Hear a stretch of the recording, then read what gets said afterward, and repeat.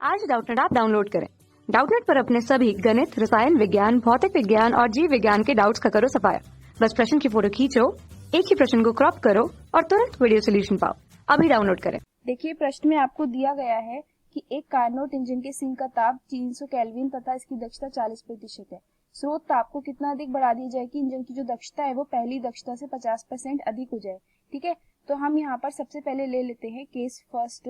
जब आपको इस केस में क्या दिया हुआ है, सिंक का ताप दिया है, सिंक का ताप आपको दिया हुआ है 300 केल्विन। ठीक है, और आपको जो दक्षता दी गई है उस इंजन की वो 40% दी गई है यहाँ पर। और आपको ठीक है, तो हम यहाँ पर इसका सूत्र लगाते हैं दक्षता का। ईटा बराबर कार्नोट इंजन के लिए कितना होता है, 1 माइनस T2 अपॉन T1। यहाँ पर हमें स्रोत का ताप जो कि T1 है ज्ञात नहीं है, इसको यहाँ से निकाल सकते हैं।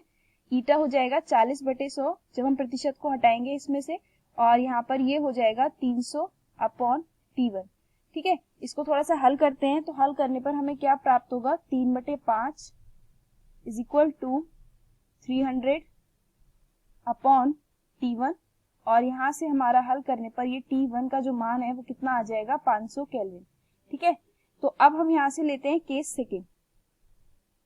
केस सेकेंड में आपसे क्या बोला जा रहा है कि सोर्स यानी कि स्रोत और सिंक का जो ताप है वो तो वही आपको लेके चलना है इनिशियली। मींस आपको सिंक का ताप उतना ही रहेगा, लेकिन आपका जो स्रोत का ताप है उसको कितना बढ़ा दिया जाए। ठीक है, T1 का जो है नया मान कितना होगा, अगर दक्षता का जो मान है इसको हम ईटा डैश कह देते हैं, वो पुरानी दक्षता से कितनी हो जाए, 50% अधिक हो जाए। यानी कि ये कुछ इस तरीके से हो जाएगी। पुरानी दक्षता आपकी कितनी है, 40%। ठीक है, और इसमें कितना ऐड कर दिया जाए, 50% ऑफ 40% दक्षता, यानी कि पुरानी दक्षता का। तो इसको कुछ इस प्रकार से हम लिखेंगे। तो यानी कि अगर हम इसको ईटा डैश को सॉल्व करें तो ये कितना हो जाएगा, 40 अपॉन 100 प्लस ये हो जाएगा 50% को हम लिख सकते हैं 50/100। ठीक है, इसी प्रकार से 40% को लिख देंगे 40/100। तो अगर आप इसको हल करेंगे तो इसका जो मान है वो आ जाएगा 3/5। ठीक है, और आपसे कहा गया है कि सोर्स का यानी कि स्रोत का जो ताप है वो कितना बढ़ा दिया जाए। तो हम यहाँ पे इसको T1 डैश कह देते हैं। सिंक का ताप वही रहेगा, तो इसका मान हम मान लेते हैं कि ये T1 प्लस x हो जाता है।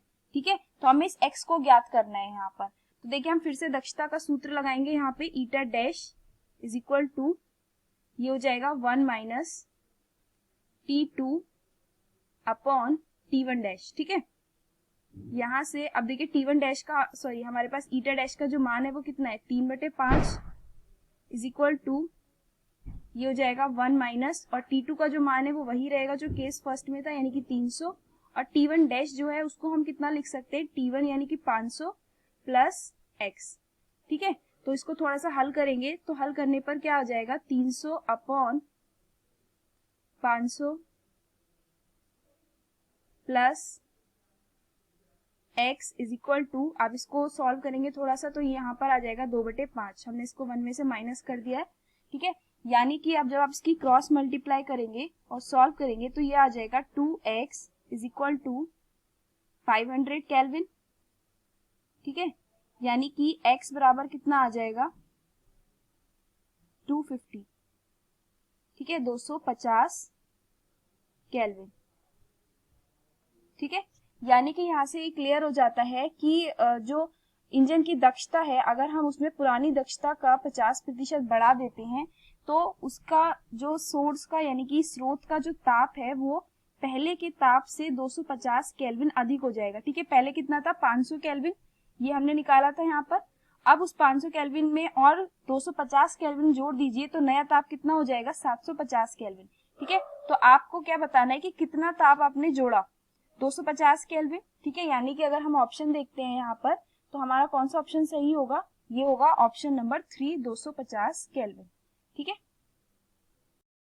कक्षा 6 से 12वीं से लेकर नीट, IIT, JEE वो एडवांस के लेवल तक 1 करोड़ से ज्यादा छात्रों का भरोसा। आज ही डाउनलोड करें डाउटनेट ऐप या व्हाट्सएप करें अपने सारे डाउट्स 8400 400 400 पर।